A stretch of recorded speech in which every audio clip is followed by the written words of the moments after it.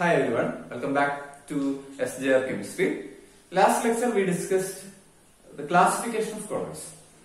First classification is based on the physical state of the dispersive phase and dispersion medium, such as solid in solid, solid in liquid, solid in gas, liquid in solid, liquid in liquid, liquid in gas, gas in solid and gas in liquid.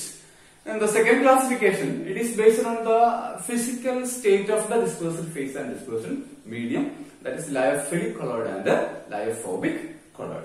The third classification, today we are discussing the third classification, is based on the type of particles present in colloids. Type of colloidal particles present. The first one, it is that is types of particles present.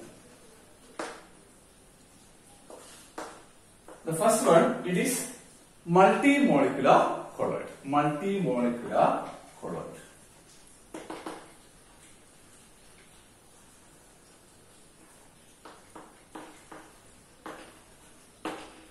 Multimolecular colloid. As the name indicates, many particles, many atoms or many molecules aggregate together to form particles of colloidal size. Suppose the metals, the tiny particles of metals aggregate together to form particles of colloidal ring. That is, when they aggregate, they form particles of the size between 1 nanometer to 1000 nanometer. For example, gold soap, or any metal soap, or metal sulfide soap are examples of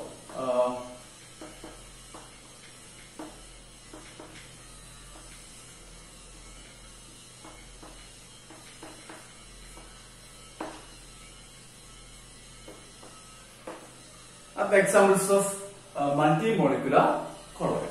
So here an aggregation is happening.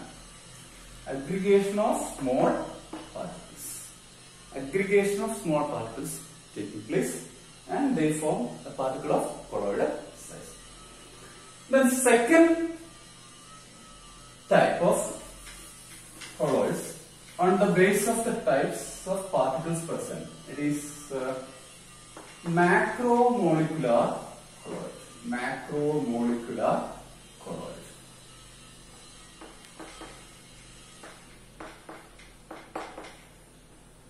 Macromolecules. We know what are macromolecules. Large molecules or big molecules. That is polymeric molecules such as starch, cellulose, proteins, etc. When dispersed in suitable solvent, exist as colloids. So on dispersion, they break into small single molecule and exist as colloids. For example, starch solution. It's an example of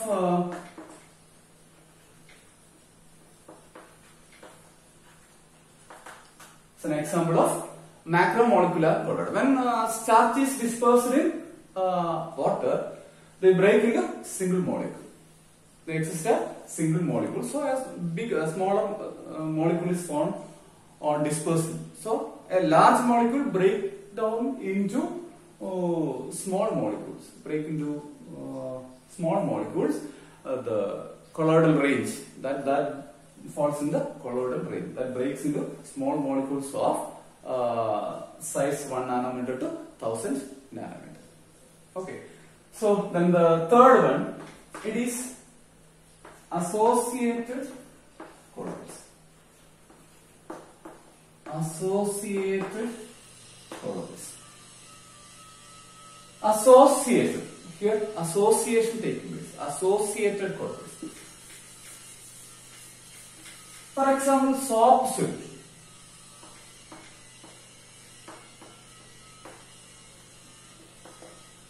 Soap solution. Some substances, some mixtures at lower concentration,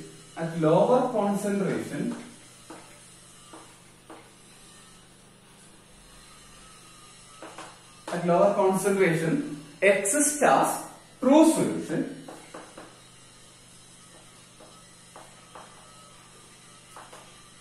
but at the higher concentration exists as colloid.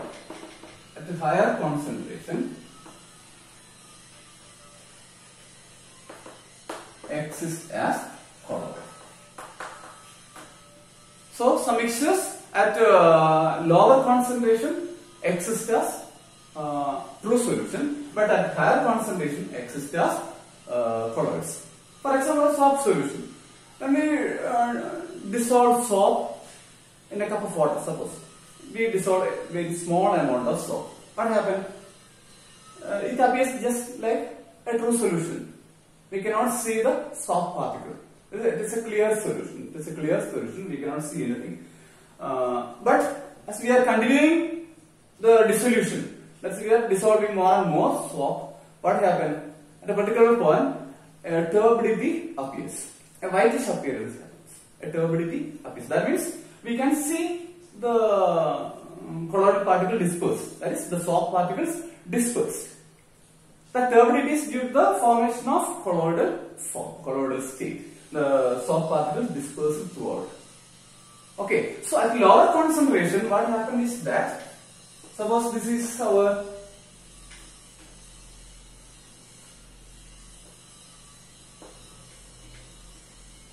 water, and we are dispersing soap particle. Then at lower concentration, the soap particles are present on the surface. So before going to the mechanism, we should know what is soap. What is soap? Soap, as we know, it is sodium salt of higher fatty acid. It is sodium salt. Sodium salt of higher fatty acid. Sodium salt of higher fatty acid. Then, we can represent it as RCOONA. This R part. Maybe palmitic acid, stearic acid, or oleic acid. That is sodium salt of sodium palmitate, sodium oleic, or sodium stearic. So this is a large organic part. And here, this part. It is from the structure itself. You can say it undergo dissociation as CO minus and Na plus. That is, it is the polar part. It is the polar part because it undergo dissociation to form CO minus and Na positive. So it is a polar part. But the large organic chain, this part, it is the non-polar part. It is our non-polar part. So generally, can be represented as like this.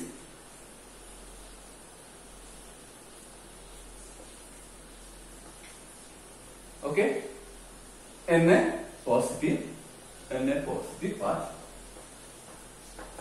right? Na positive part. So this is our general representation, right? And this polar part, this negatively charged part, has strong interaction with the water because water is polar, so it interacts strongly with the water. But this non-polar part is always keep away from water. And this part is actually our polar head. We can say it is the polar head and it is the non-polar tail. Okay, so when dissolved in water, what happens is that at lower concentration, the particles present on the surface, then the negatively charged part interact with the water, but the non-polar part stay away from water surface.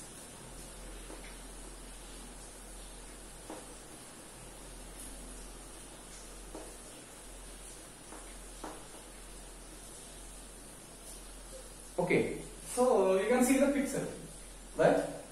At the higher concentration, what happens is that not only on the surface, but throughout the bud, the soap particles are present. At that point, what happens? The negatively charged polar heads repel each other, but the non-polar part, they are not charged, so they aggregate together or come close together. the non-polar part comes close together, but the polar part repel each other. Then we get a structure like this.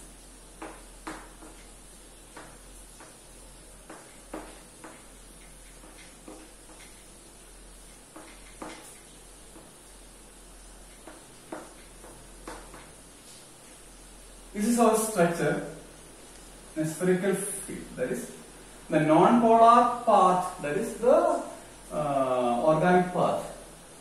The non-polar part, non-polar tail come closer and closer, but the polar part repel each other and stay away. So we get a spherical particle. This is the actual associated colloid. That is, so many soft particles aggregate together to form a spherical particle of colloidal size, and this is our associated colloid. And this associated particle is called micellus. Micellus. This is our micellus, that is associated colloid.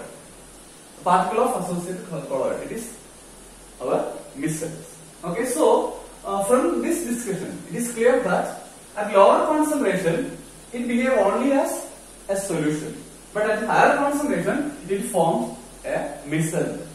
That is, it forms an associated colloid. So, for the formation of this micellus or for association of soft molecules, a minimum concentration is required. Below that concentration, it exists as solution. But above that concentration, it exists as micellus. It exists as colloid. So a minimum concentration is required. That minimum concentration above which some substances exist as colloids is known as critical micellus concentration.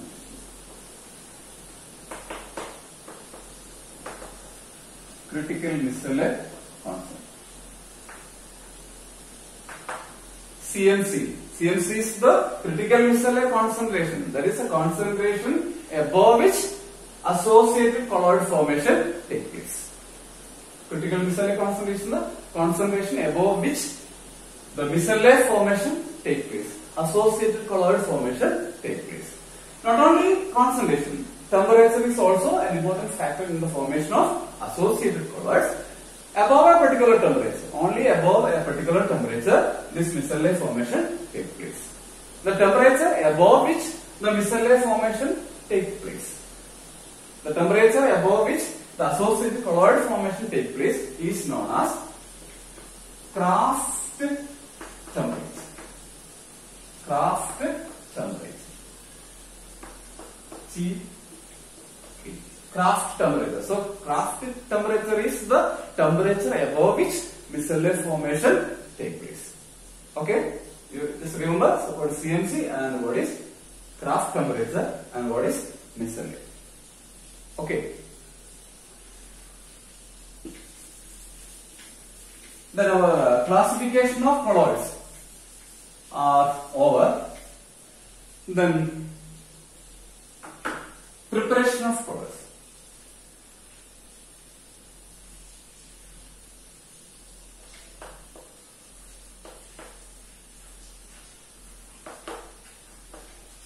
Preparation of colloids.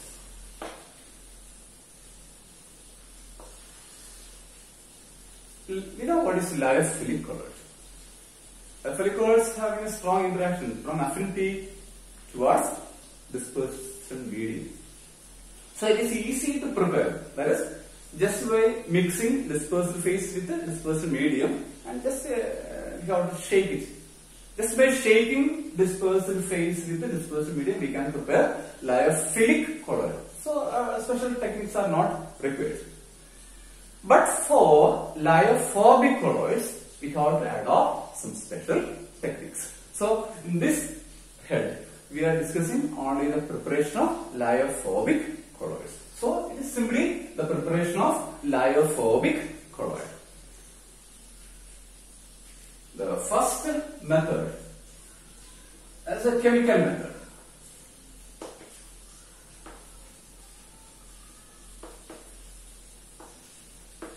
Or we can say it is the condensation method. Condensation method. Chemical method or condensation method. In chemical method, the first method, it is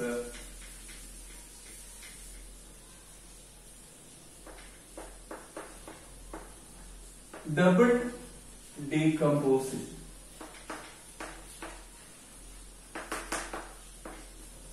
Salts of arsenic can be prepared by this method.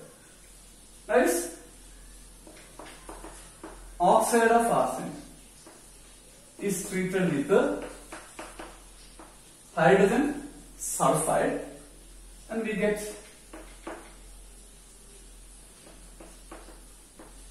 As2S3 plus 3H2O. This is our salt. That's the first method, a double decomposition method.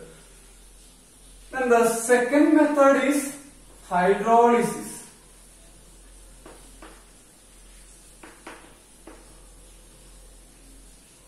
For example, ferric chloride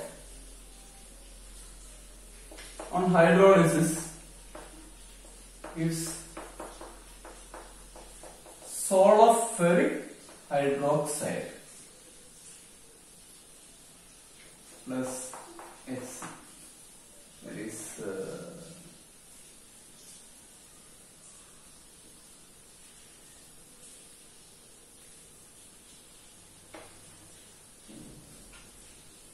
FeCl3 plus 3H2O gives FeOH thrice plus 3HCl. So just by hydrolysis we can prepare salt of ferric hydroxide.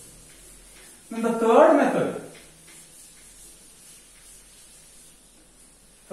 it is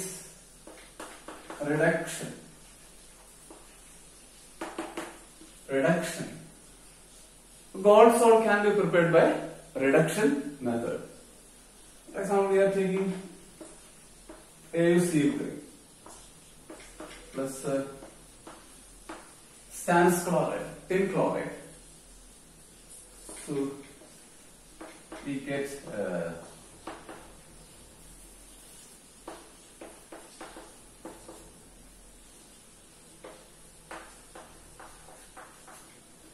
this is our gold salt. We can reduce iron into its metallic form by adding tin chloride. So this is a reduction method for the preparation of gold salt. And the fourth method, it is oxidation method. For example, H2S on oxidation gives sulfur plus H2O. That is, sulfur is our salt. So 2S plus 2H2O. So sulfur salt can be prepared by oxidation of hydrogen sulfide. So these are the four chemical methods used for the preparation of lyophobic chloride. Okay.